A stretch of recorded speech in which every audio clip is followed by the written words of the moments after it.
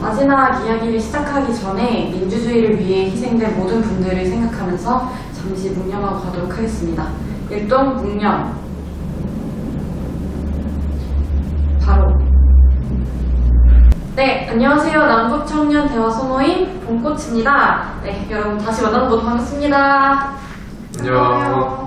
네, 지난 편들을 쭉 보신 분들은 아시겠지만 저는 봄꽃에서 사회를 맡고 있는 이예람이라고 합니다. 제 양옆에 계신 분들도 잠깐 소개 부탁드릴게요. 네, 저는 이 모임 대표를 맡고 있는 장봄이이고요. 오늘 마지막으로 여러분들께 북한 소식을 가져온 자리인 것 같습니다. 감사합니다.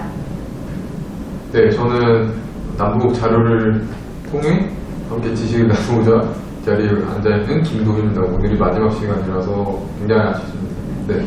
오늘 다들 분위기가 바뀌고 비가 너무 많이 와가지고. 네, 다들 좀 많이 지쳐있는 모습인데요. 네, 오늘이 드디어 저희가 준비했던 이야기 시간의 마지막 날이에요. 그래서 민주화운동 기념사업회가 기획하고 창리출판사에서 나온 만화로 보는 민주화운동의 그 네 번째 책인 빅창이라는 책으로 오늘 이야기를 좀 진행을 해보려고 합니다. 본 책은 김홍모 작가님께서 좀 그려주셨는데요.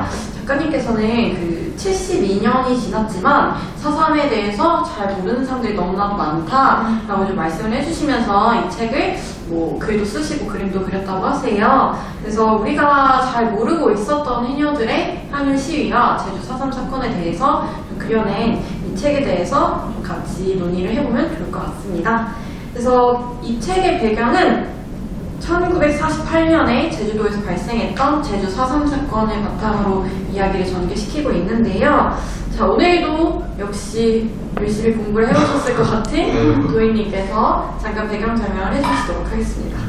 제주 4.3 같은 경우에는 이제 해방하고 나서 남북한이 결국에 분단되고 통일이 안 된 상태에서 각자 정부가 세워지기 전에 있었던 수많은 그런 과도기 속에 있었던 사건 중에 어떻게 보면 가장 큰 사건이라고 할 수 있고요. 저희가 1948년 4월 3일부터 무장공비가 시작되면서 제주 4.3 사건이 시작됐다고 하는데 사실은 1947년 3월 1일부터 경찰이 이제 시민들을 향해 발포를 하게 되면서 그때부터 제주도에서 민간과 군경과의 관계 악화 그리고 대한민국이라는 나라가 세워지면서 국가가 국민을 어떻게 저는 이거 국민 만들기라고 이제 많은 사람들이 얘기를 하는데 국가가 어떻게 국민을 만드는 과정에서 제주도가 어떻게 다뤄졌느냐 그리고 전통적으로 제주 사람들이 이걸 육지 사람들이라고 하는데 제주도가 육지 사람들한테 어떻게 대접받아왔고 어떻게 인식되어 왔느냐에 대한 전통적인 옛날부터 있었던 피압과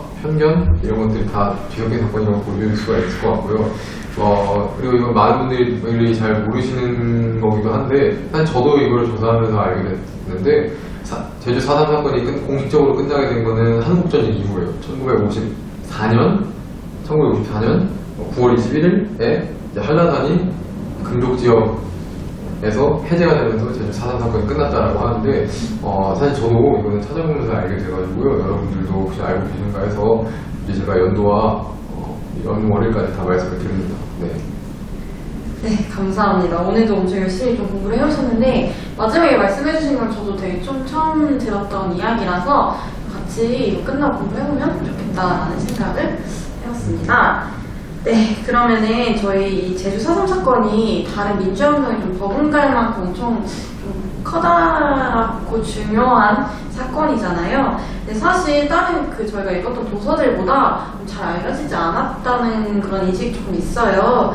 그래서 그때 온라인으로 독서 토론을 할 때도 그런 거에 대한 이야기가 좀 많이 나왔었는데 혹시 뭐 부미님은 어떤 소감이 그때 가장 와닿으셨었는지? 네, 저는 여기 소감 중에 천일 전쟁도 그렇고 4.3 사건도 그렇고 외국인들이 우리나라에 들어와서 할 수 있는 일이 과연 맞을까 이런 소감을 해줬어요. 그래서 저도 이 소감에 굉장히 인상이 깊었는데 그 이유는 저희가 분단된 것도 한반도 분단이 된 것도 이제 외세 타의에 의해서 이제 갈라진 거고 또 천일 전쟁도 여기 언급해 주셨지만 해녀들이 그렇게 그 분단이 되는 거를 우려해서 굉장히 노력을 많이 했지만 결국엔 타국에 의해가지고 저희 나라가 이렇게 또 분단되다 보니까 이 소감을 듣고 되게 많은 생각을 했던 것 같아요. 또 역사, 근현대사와 또 그 전에 있었던 천일 전쟁 이것까지 좀 한번 좀 돌아보는 시간이 아니었을까 싶습니다. 네, 감사합니다. 그럼 도희님은 어떤 소감이 좀 가장 와닿으셨어요? 제가 제일 와닿았던 거는 여기 한 분께서 백비를 언급해 주셨어요. 백비가 이제 비문이 없는 비석인데 제주 4.3 활동과 관련해가지고 이분이 백비를 만났는데 왜 이게 비석에 비문이 없는가라고 하면 제주 4.3 사건이 아직도 우리한테 정리된 언어로 남아있지가 않기 때문에 누군가는 여기 언급된 것처럼 공기라고 하고 항쟁이라고 하고 폭동이라고 하고 사태라고도 하고 사건이라고 하고 많은 이름을 불리고 있는데 만약 제주 4.3 사건이 오늘날까지도 올바른 역사적인 이름을 얻었는가 그렇지 않은 것 같다. 우리 사회에서 아직까지도 합의가 안 된 비극인 것 같다라는 그런 소감을 남겨주는데 저는 그게 가장 이해가 됐고요. 한편으로는 제가 제주도에 갔었을 때 사람들은 뭐 다크투어라고 비판하기도 하지만은 그 제주 4.3 기념관에 간 적이 있어요. 근데 거기 가서도 4.3에 대해서 교훈이나 아픔도 느꼈지만 한편으로는 전시대에 있는 그들이 4.3을 기억하고 있는 사람들 어떻게 이 사람들이 이걸 기억하고 있는가 전시하는 걸 보면서 정서적인 부담도 느꼈거든요. 그래서 이 역시도 제주 4.3이 사람들에게 역사적으로 과연 이제 정리된 언어로 남아있는가에 대한 생각이 들어서 한번 기념과 전시라는 차원에서 저는 이게 가장 인상 깊었습니다. 감사합니다. 네, 저도 한 가지 그냥 좀 가장 인상 깊었던 게 있어서 공유를 드리고 싶은데 그 4.3 사건 때 많은 제주도민 분들께서 그 학살을 피하려고 동굴에 이제 들어가서 생활을 하시기도 했어요. 근데 그 와중에 아이가 우는 장면이 책에서 나오는데 이제 어린아이잖아요. 그래서 울 수도 있고 기침을 할 수도 있는 건데 다른 같이 숨어있던 분께서 아이에게 기침 좀 멈출 수 없느냐 이렇게 했던 게 저는 좀 가장 기억에 남는 것 같아요. 이제 같이 힘겨운 시기를 보내고 있는 와중에 그런 얘기를 할 수밖에 없었던 그분들의 심정은 좀 어땠을까 이런 생각이 좀 들었던 책이었어요. 네. 맞습니다. 네. 그 저희가 그때 소감도 엄청 많이 나누기도 하고 그러니까 책에 나오는 장면 하나하나가 엄청나게 생각을 좀 많이 할 수 있는 그런 이야기들로 좀 채워져 있거든요. 그래서 그때 그런 느낀 점들도 되게 많이 나오고 논의거리도 많이 나왔던 걸로 기억을 하는데 그때 특히 해녀에 대한 엄청 많은 이야기들이 좀 나왔던 것 같아요. 그래서 사실 해녀라고 하면은 그냥 바다에서 물질해서 뭐 이제 전복 같은 거 따다 파시고 그러니까 이런 분들을 생각했었는데 이 책에서는 해녀가 중심이 되어서 항일운동도 하고 4.3 사건 때 뭐 나서서 이렇게 투쟁을 하기도 하고 했었거든요. 그래서 제주 해녀에 대한 이야기를 한번 좀 같이 나눠보면 어떨까 싶은데 네. 혹시 기존에 좀 어떻게 알고 계시던 거랑 이 책에서 보신 거랑 좀 느낌이 어땠어요? 네, 저도 책을 보면서 여성분들이 되게 많이 주축이 돼가지고 운동이 전개되는 그 장면을 보면서 되게 놀라웠어요. 조선시대부터 어쨌든 우리나라는 되게 여성 어떤 인권이라든지 어떤 사회활동이라든지 이것들이 굉장히 많이 제한적이었잖아요. 그런데 이곳에서는 이런 여성분들이 주축이 돼서 어떤 운동을 전개하거나 이게 진행된다는 게 좀 놀라웠었고 남자분들은 크게 여기 교사도 등장하지만 남자분들은 크게 많이 등장하는 걸로 보이지 않더라고요. 이런 부분이 가장 놀라웠던 것 같아요. 토이님은 어떠셨어요? 저도 사실 해녀라고 하면은 그냥 제주도라는 섬의 아이콘으로 알고 있었거든요. 실제 제주도 하면 해녀지. 그래서 해녀분들 바다에서 따가지고 하면 우리가 이제 뭐 맛있는 거 먹고 하는데 딱 그 정도로 알고 있었는데 이분들이 이런 이야기를 듣고 있었구나라는 걸 몰랐던 게 부끄럽기도 하고 알게 돼가지고 감사하기도 하고 꼭 다음에라도 제주도로 가게 되면은 감사하다고 인사를 드리고 싶고요. 근데 맞아요. 근데 이 책 자체가 국민님 말씀 들으면서 든 생각이 이 책 자체가 초점을 어디에 맞췄는가를 보게 되면은 어떤 제주 4.3이라는 시각을 특히 이제 책 처음에서 이제 제주도 뭐 항일운동이나 하게 되면 여성의 입장, 그리고 여성 중에서도 우리가 그냥 피상적으로만 알고 있었던 해녀의 입장에서 이야기를 풀어 나온 것 같아서 이렇게 이야기를 쓸 수도 있구나라는 걸 많이 느꼈습니다. 되게 정말 저도 처음 보는 느낌이었어요. 해녀라는 사람, 여자분의 중심으로 이렇게 이야기를 그려나간다는 게 예전에 사실 뭐 미디어에서 보던 해녀, 그 시기의 해녀도 약간 뭐랄까 엄청 수동적이고 이런 모습을 좀 많이 봤던 것 같아가지고 되게 특이하다고 생각을 했는데, 그러면은 제주라는 좀 그 섬에서 어떻게 해녀가 이렇게 중심이 돼서 나올 수 있었을까? 라는 거에 대해서 혹시 생각해 본 적 있으세요? 또 제가 듣기로는 제주도라는 어떤 지역에서 남자들은 어업에 많이 종사를 하다 보니까 일찍 돌아가시거나, 그러니까 사고로죠, 돌아가시거나 이러다 보니까 여성분들이 가장이 되는 경우가 굉장히 많다. 그래서 아마 이런 이유 때문에 어떤 일이 있거나 하면은 여성들이 바깥 일, 집안일 이렇게 다 어울려서 하지 않았을까, 이런 영향이 좀 있는 것 같습니다. 어떠신 것 같아요?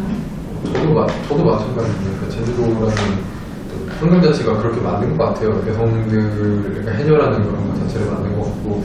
근데 한편에 그런 생각도 들었어요. 다른 나라에서도 이런 규모의 섬 아니면 사람들이 많이 사는 섬인데 이런 게 있지 않을까라는 생각도 했는데 한번 찾아봐야겠다는 생각이 듭니다. 네. 좋습니다.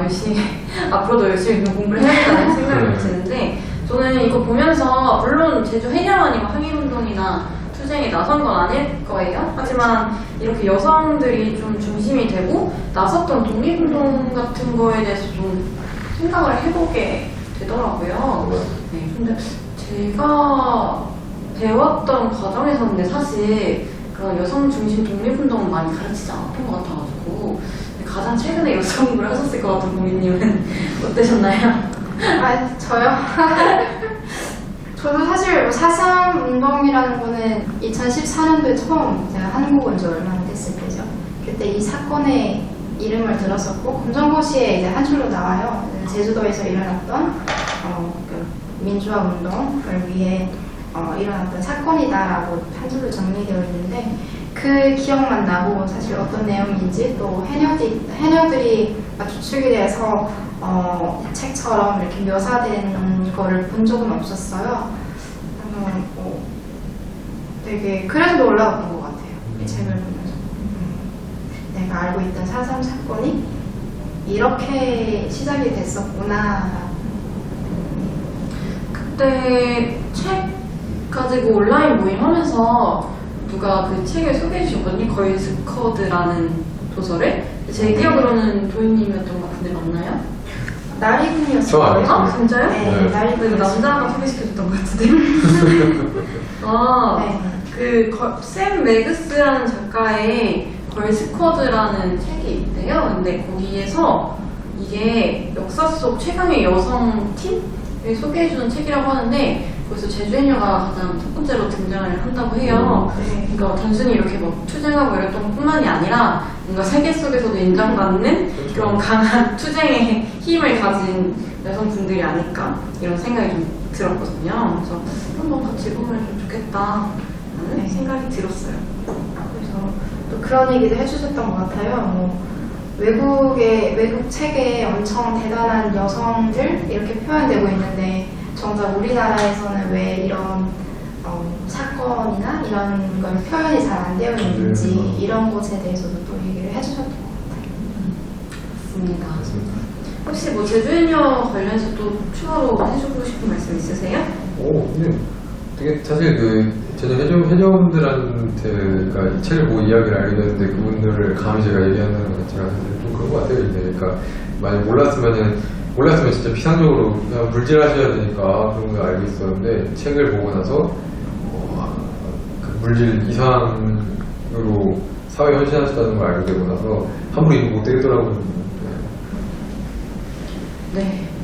저희가 그냥 특히나 제주 4.3 사건 그리고 해녀에 대해서는 엄청 역사적으로 아까도 말씀해 주셨지만 엄청 짧게 배우거나 뭐 배웠어도 그냥 이름만 알고, 사건 이름만 알고 있거나, 본인이 찾아봐야 네, 맞아요. 정확한 흐름이나 뭐 어떤 일들이 일어났었는지에 대해서 잘 모르는 경우가 진짜 많아요. 근데 아까 뭐 초반에도 말씀드렸지만 다른 뭐 민주화운동, 항일투쟁이랑 비교를 해도 이게 중요도가 이제 크게 낮아지지 않는 그런 중요한 사건인데, 우리는 왜 그렇게 잘 배우지 못했을까?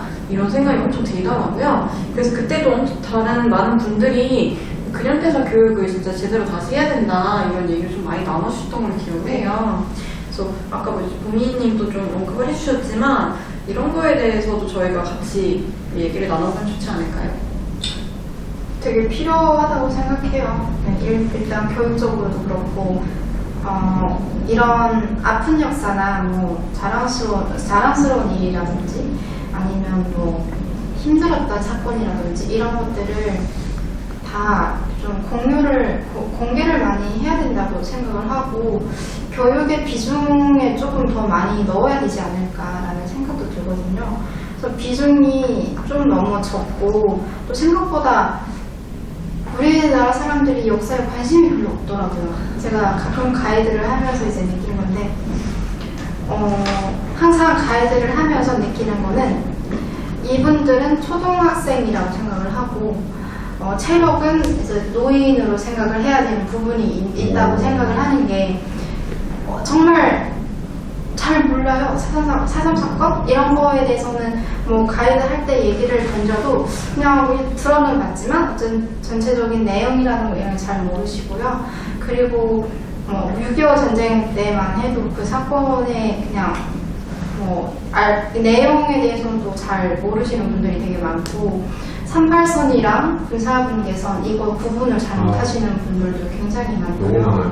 네. 그래서 대부분 그러더라고요. 38선이 이제 군사분계선이라고 그렇게 생각하시는 분들이 굉장히 많은데 그것처럼 이게 교육의 비중이 좀 적어서 그런 게 아닐까 그런 생각을 한번 해봤습니다. 네, 진짜 그렇게 교육이 좀 제대로 진행이 되지 않았기 때문에 지금까지도 엄청 지난번에 5.18 얘기를 했지만 엄청 왜곡된 사실들을 진실로 이제 믿고 계시는 분도 생기고 이런 것 같아요. 그래서 그 4.3 사건 당시에 엄청 수많은 학살을 저질렀던 서북청년단인가요?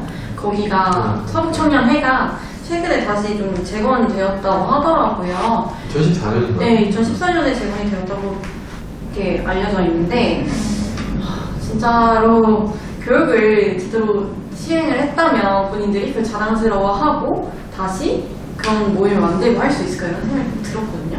근데 그런 거 보면서 어떤 생각이 드셨어요?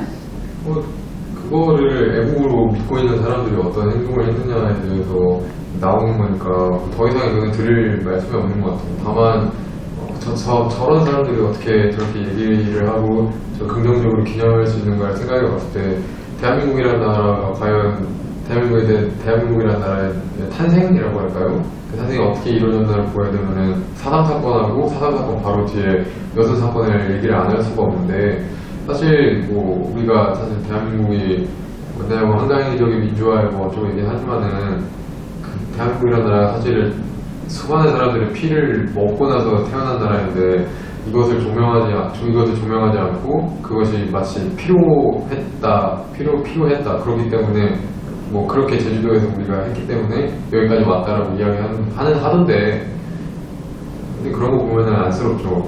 사실은 뭐 화나거나 분노한다기보다는 안타까움이 더 큽니다. 아마 여러분들도 비슷하신 감정일 거예요. 네. 저는 굉장히 화가 나더라고요. 어떻게 그런 과거를 자랑스러워하고 이렇게 떳떳할 수 있을까 그런 역사를 갖고 있는 전체가 그런 생각이 좀 들었었거든요. 보미님은 좀 어떤 생각이 들으셨어요?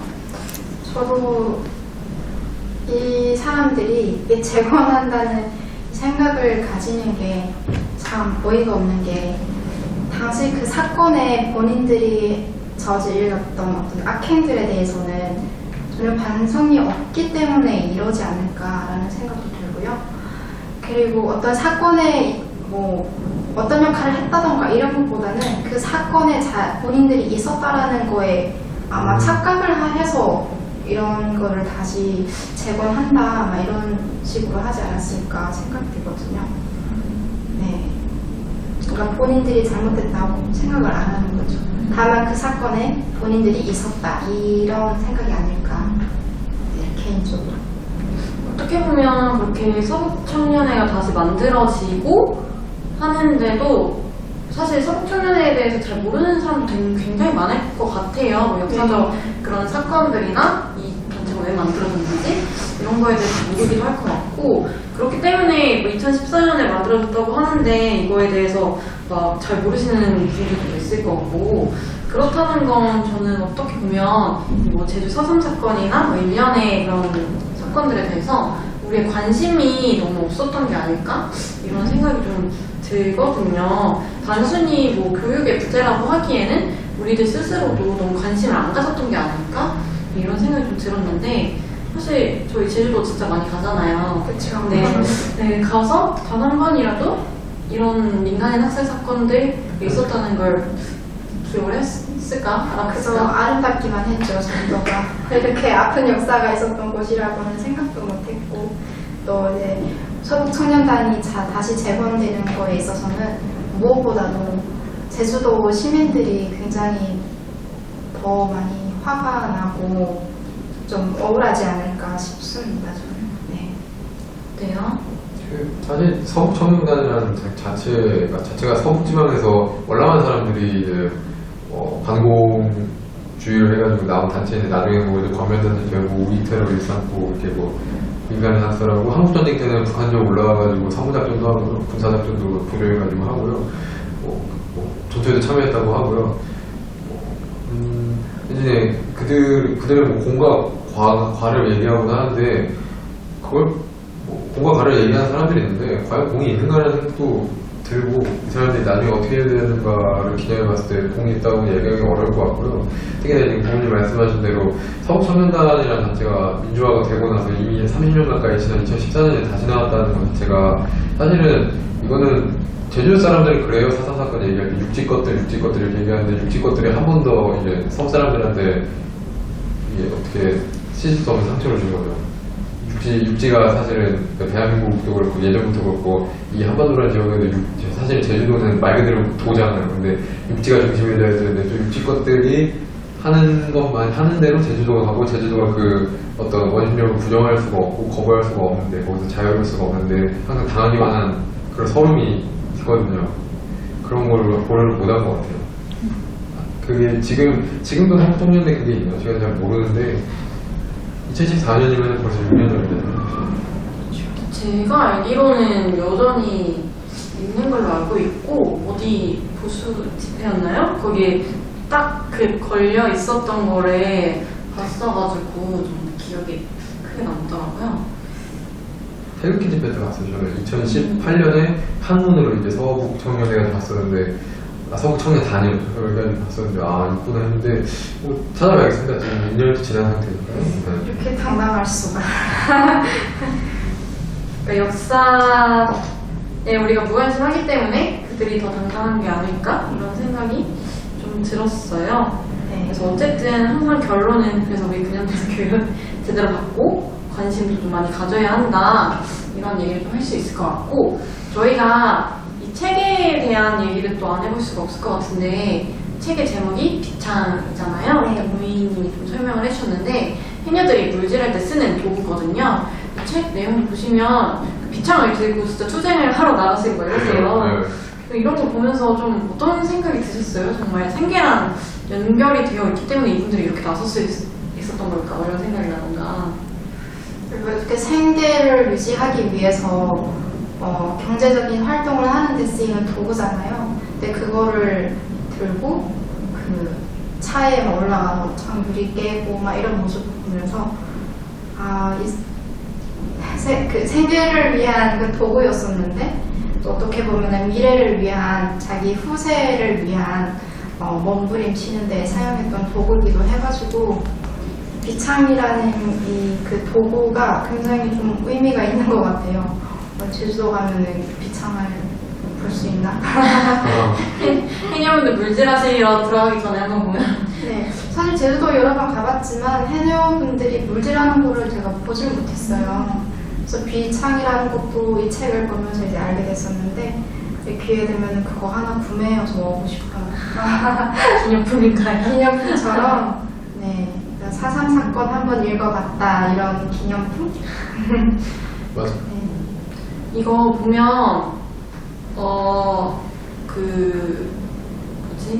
광복 이전에 해녀들이 물질에서 이제 엄청 힘겹게 물질에서 가져온 해산물들을 그 일본 그쪽에서 이렇게 정해준 곳에서 팔 수 있고 수익도 거의 못 남기고 이랬던 문제들이 좀 많았기 때문에 이분들이 그렇게 비창을 들고 나섰던 걸로 여기서 그려내고 있거든요. 그래서 부모님 말씀하신 것처럼 나중에 제주도 가면은 한번 해녀님 나이 드신 분들 붙잡고 그때 진짜 어떻게 이렇게 하실 수 있었는지 물어보면 좀 좋을 것 같네요.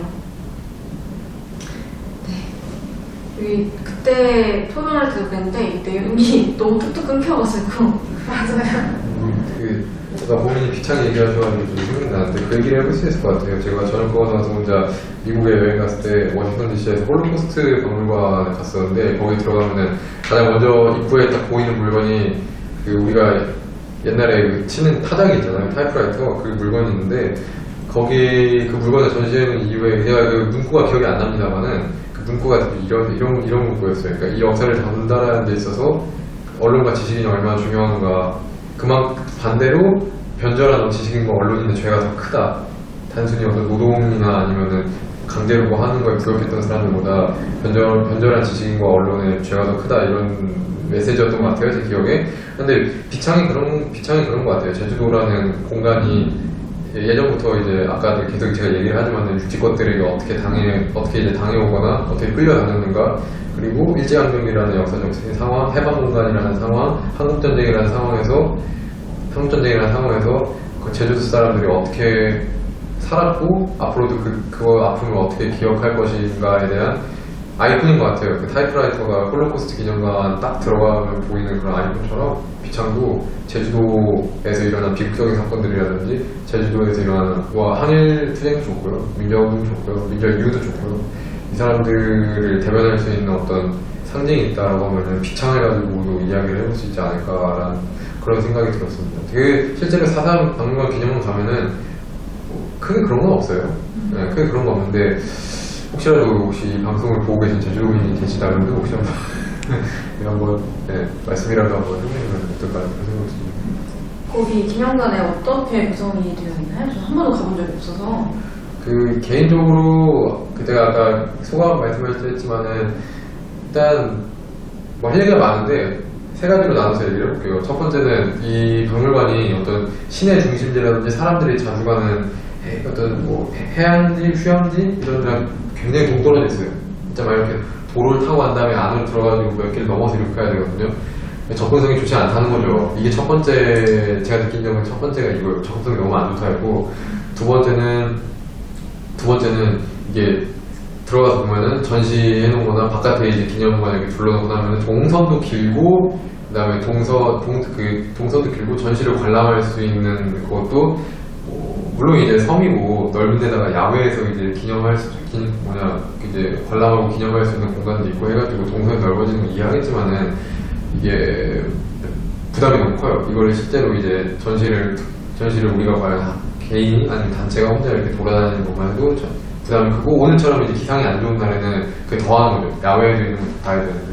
세 번째는 이게 저는 가장 문제라고 보는 게 접근성이 안 좋고 동선이 복잡하고 효율적이지 못하다 그래도 근데 의미를 우리가 상기하고 기념하기 위해서는 충분히 가요. 그건 문제가 아니에요. 근데 세 번째는 정서적인 부담이에요. 이 제주도 사람들의 비극을 어떻게 조명했느냐에 따라서 이것을 뭐 우리가 기억하고 기념할 수 있고, 아니면 한편으로 그냥 뭐 분노로 끝나고 그럴 수도 있는데, 제가 생각했을 때는 제주도 4.3 기념관은 후자에 가까웠고요.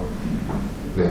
그럼 뭐 죽은 사람들의 얼굴을 형상해가지고 벽에다가 이렇게 한다던가, 아니면은 그때 실제로 뭐 사용했던 뭐 고문 현장을 재현한다던가, 사람들 유골이나 해놓은 보면은 저희 같은 사람 괜찮아요. 어떻게 보면은 성인이니까. 근데 저희 같은 성인이나 저랑 혼자 가기는 같이 갔었는데, 같이 간 사람들도 이렇게 피하거나 아니면은 왜 굳이 저렇게 해놨을까라고 정서적인 부담을 느꼈으면은 실제 그 기념과 교육의 대상이 되는 어린아이들은 얼마나 무서웠어요. 그 아이들이 제주 4.3을 온전하게 이해할 수 있을까? 저는 그런 우려가 들더라고요. 저는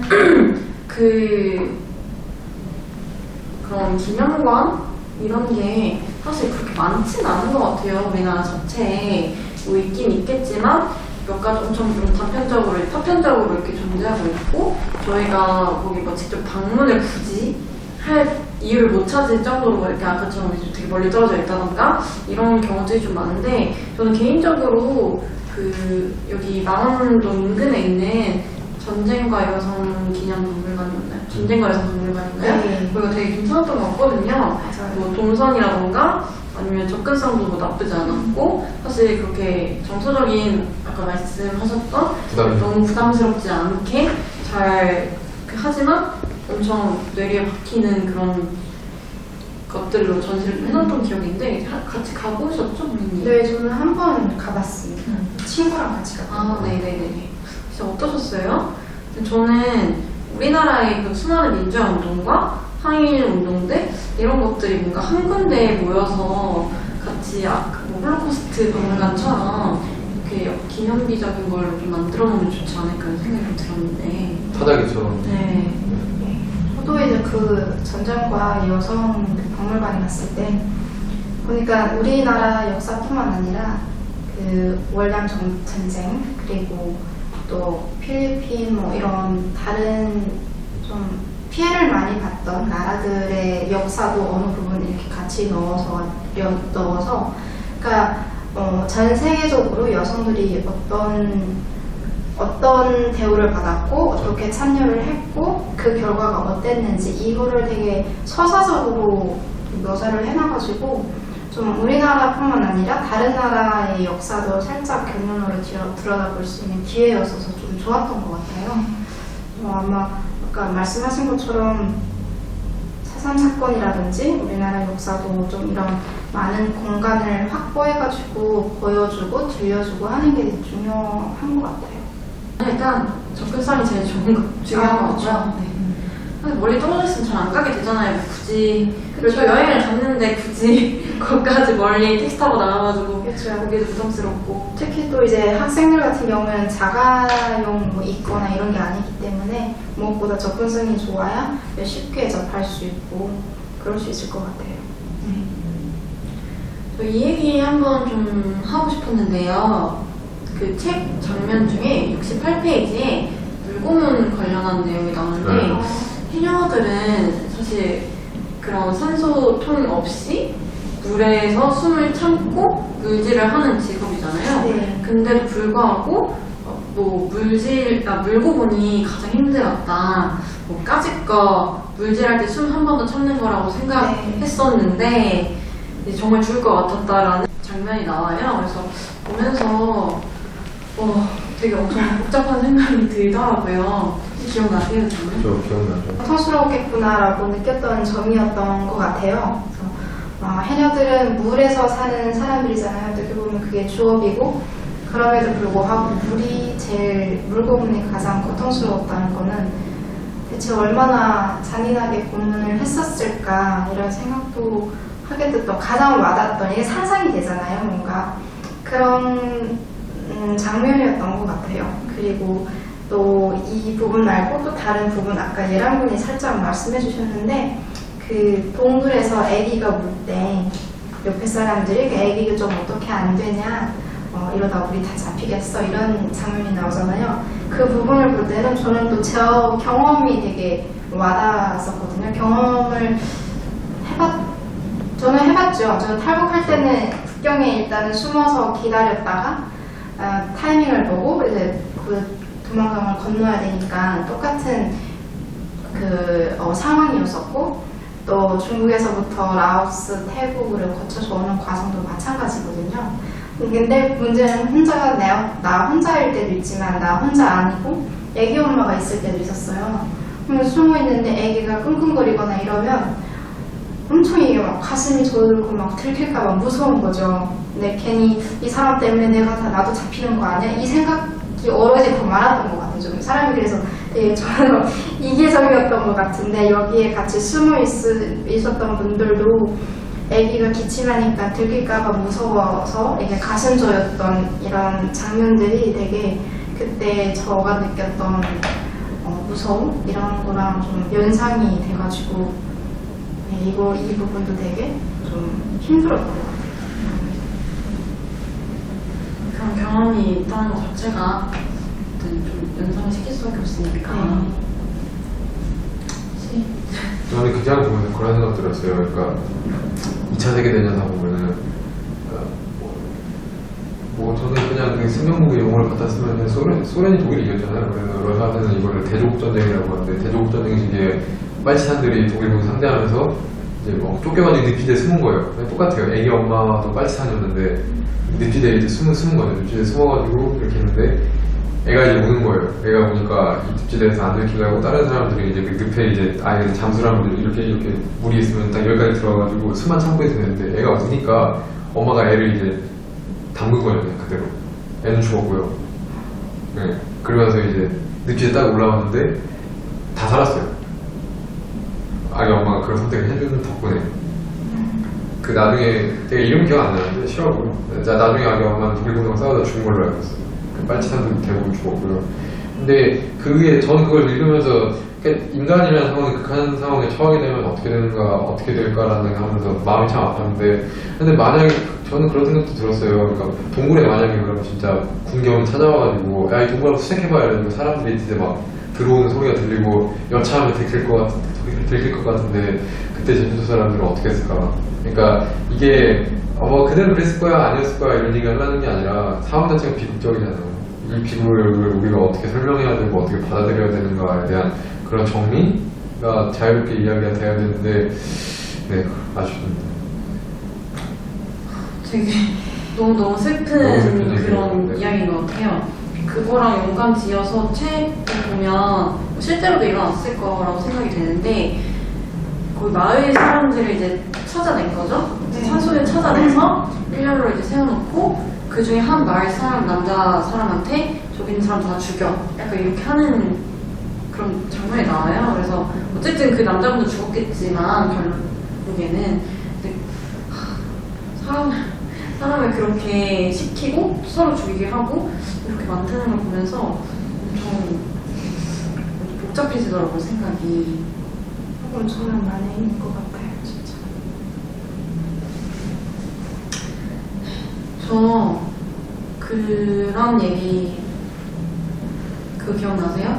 막 광복 전에 친일 경찰이었던 사람이 열심히 독립운동을 해서 해방이 되었는데 그 뒤에 미군정의 비호를 받는 어떤 또 중요한 위치의 사람으로 또 나타나는 거죠. 네. 기억나세요? 네. 저 그거 보면서 우리가 이러려고 싸운 게 아닐 텐데 그분들이 이러려고 항일운동을 그렇게 격하게 한 게 아닐 텐데 그리고 그것도 마찬가지예요.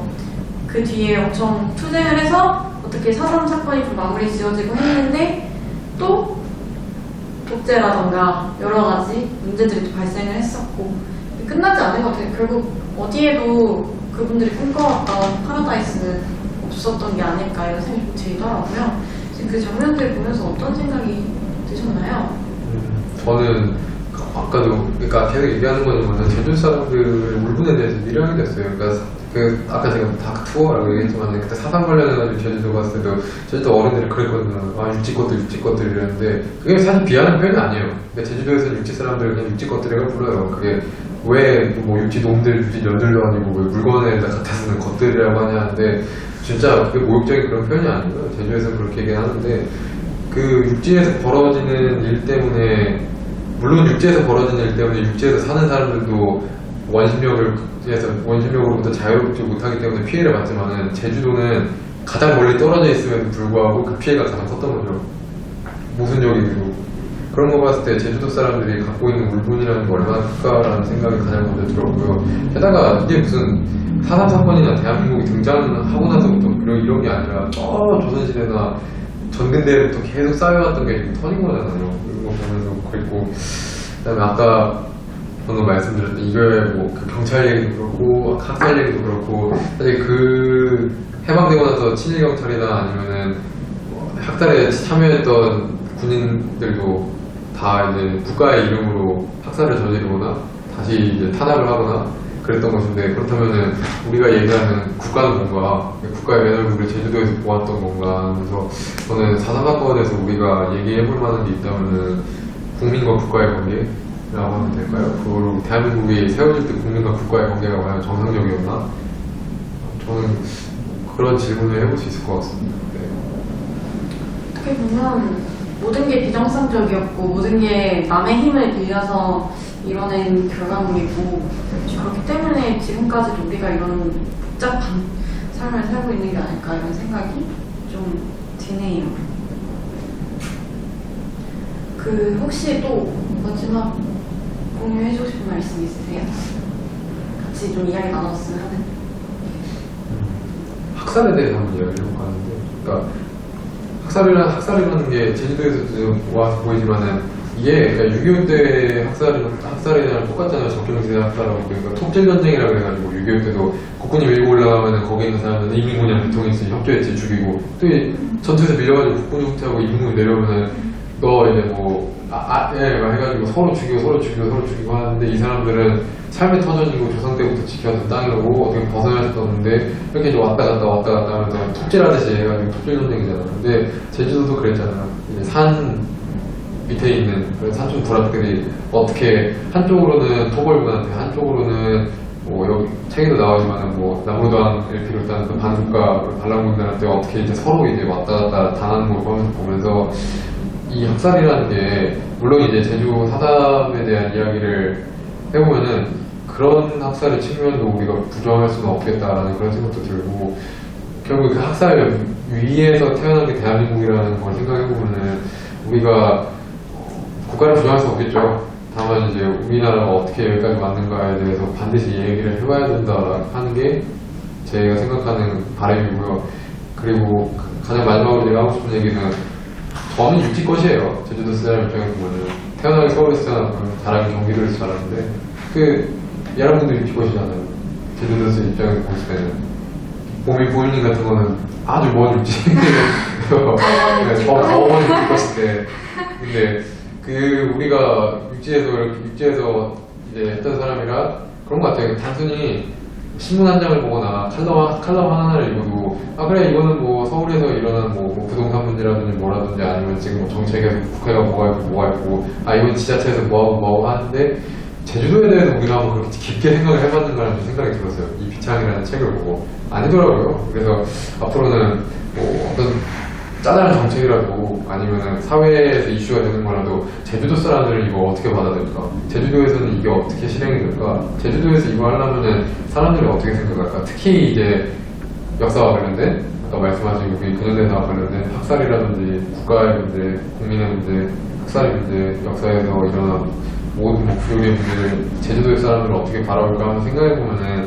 우리가 그들을 우리의 방식대로 기념할 수 있는 육지 것들이 말 그대로 제주 것들을 어떻게 이해하는 거에 대한 첫 단추를 꿰을 수 있는 그런 거라고 생각을 하고요. 이런 게 좀 됐으면 좋겠어요. 4.3 사건에 대해서 이야기를 할 때. 열심히 적으시던데. 저는 그 친일파 그 얘기 아까 나와서, 지금도 친일파 청산 문제가 많이 되고 있잖아요. 그거 부분에 대해서도 우리가 어떻게 해야 할지, 그리고 또 앞으로 세상은 계속 돌아가야 되잖아요. 저희 후세도 이제 살아가야 하는 나라이기 때문에 앞으로 이런 사건들이 일어났을 때 우리 후세들은 과연 어떤 역할을 해야 할지, 그리고 과거, 지금 책에 나온 거는 과거 얘기지만 우리가 지금 현재를 살고 있고, 현재를 살면서 저희가 또 열심히 나라를 바꿔보려고 촛불 시위도 하고 이런 식으로 하지만, 앞으로는 또 어떤 식으로 어떤 일이 벌어지고 또 그 일에 또 어떻게 대응을 할지, 이것도 참 저희가 생각해 봐야 하는 과제가 아닌가 싶고요. 친일파 문제도 그렇지만 후세들 역할이나 이런 것도 되게 중요해서 현재 우리가 많이 좀 관심을 가지고 좀 올바른 자식 교육 이런 거를 통해서 좀 더 나은 미래를 좀 생각해볼 그게 필요한 것 같아요. 책 마지막 부분에 보면은 지도가 나오거든요. 제주도 지도가. 근데 그게 그 당시 제주 4.3과 관련해서 희생자들의 수와 네. 그걸 이제 색깔로 좀 표현한 지도인데 네. 보면 희생이 없는 지역이 한 개도 없어요. 그리고 특히 뭐 몇몇 지역은 또 엄청나게 진한 색으로, 그러니까 그만큼 많이 희생을 당했다는 거죠. 그런 걸 보면서 정말 엄청 생각이 많이 복잡해지는 책이더라고요. 사건이기도 하고. 근데 우리는 왜 이거를 여태까지 잘 몰랐던 걸까? 왜 동백꽃만 알고 있었던 걸까? 사상하면 이제 동백꽃이 좀 상징적으로 표현되잖아요. 그래서 그 당시에도 이야기가 많이 나왔던 거는 우리가 이런 역사를 잘 몰랐다는 거에 대해서 좀 반성도 해보고 앞으로 더 많이 공부를 해봐야겠다 이런 얘기들이 좀 나왔던 걸로 기억을 해요. 그런데 이제 단순히 4.3뿐만이 아니라 그 우리나라 한반도 내에서 곳곳에서 벌어졌던 그런 여러 민간인 학살 사건들 또 같이 공부하고 기억을 하는 걸로 우리가 같이 좀 미래를 이어가보면 어떨까 싶은 생각이 좀 들었습니다. 네, 오늘이 저희의 마지막 그 책 소개였는데요. 혹시 어떻게 유익하셨는지 잘 모르겠습니다. 근데 저희가 이제 유튜브로 이렇게 그 당시 온라인 토론으로 나왔던 것들을 짧게 전달을 해드렸지만 좀 더 추가적인 내용이 궁금하신 분들은 저희가 준비한 카드 뉴스를 인스타그램으로 보러 오시면 되겠습니다. 네. 저희가 열심히 정리를 해서 올려놓을 테니까 많이 봐주시고 관련해서 좀 이런 것도 같이 이야기 나눠보면 좋겠다 하는 게 있다면 얼마든지 댓글로 이제 작성을 해주시면 정말 좋을 것 같아요. 저희가 이번에 4권의 책으로만 여러분을 좀 만나 뵀었는데 이 책을 시작으로 앞으로도 역사나 뭐 민주화운동 관련한 책들 읽어보고 같이 온라인으로 실시간 토론도 나눠보고 이렇게 영상으로도 드리는 거를 좀 해보면 좋을 것 같아요. 그래서 여러분도 이런 여러 가지 근현대사, 민주화운동 이런 것들에 관심을 가지고 함께 사회참여를 해나가는 행복한 미래를 그려나가길 바라보겠습니다. 자, 그러면은 저희는 여기서 이만 인사드리도록 하겠습니다. 감사합니다. 감사합니다.